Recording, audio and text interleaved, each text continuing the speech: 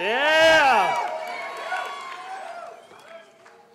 Hi, my name's Brett Ochs. I'm here to tell you about the first wolf I saw in person. It was in a Colorado State University lecture hall.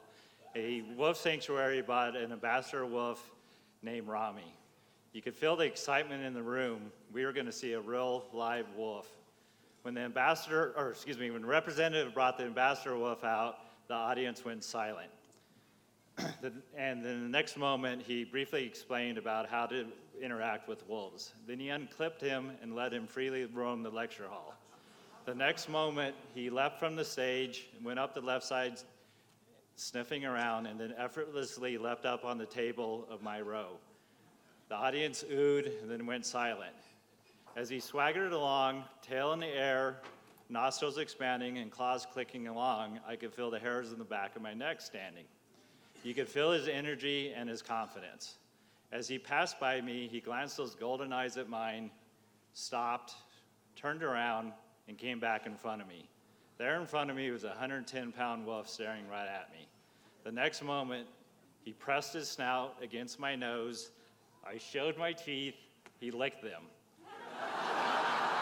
This is a wolf's way of interacting, greeting each other, all while holding that stare. Now, the stare feels like he's looking past your personas and into your soul, or at least my soul.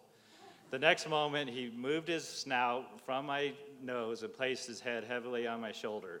This is what I would consider a hug. It seemed like minutes, but it was probably only seconds. A few seconds later, he backed up, reconnected those eyes with mine with an intensity that no human could ever match. A few seconds later, he trotted off, leapt down, and went back to the representative. From this moment forward, I became a wolf advocate.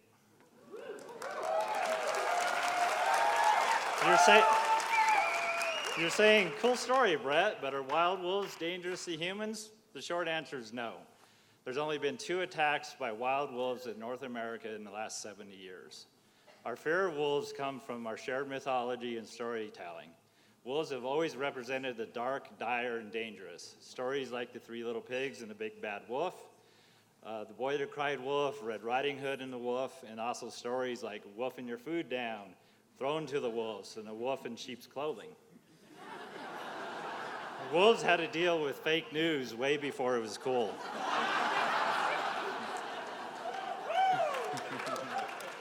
So, do you know we don't have wolves in Colorado? The main reason we don't have wolves in Colorado is fear rooted in ignorance. This demonization is unjustified and is driven by greed and money and politics, mostly led by the livestock industry. There's still sayings in North America like shoot, shovel, shut up, and the only good predator is a dead predator. Wolves are continually under threat. Even under threat, wolves play a critical role in the ecosystem. When wolves were reintroduced in 1995, they affected everything, even other carnivores, smaller animals, and even the vegetation. For example, when wolves hunt and chase elk, they prevent them from staying in one place and decimating the vegetation. Once this grazing pressure is removed, aspen, as you can see, doesn't take long for 4 years of growth. This is only a small fraction of what wolves can do to balance the ecosystem. This is also why I love and speak for them and want to see them back in Colorado.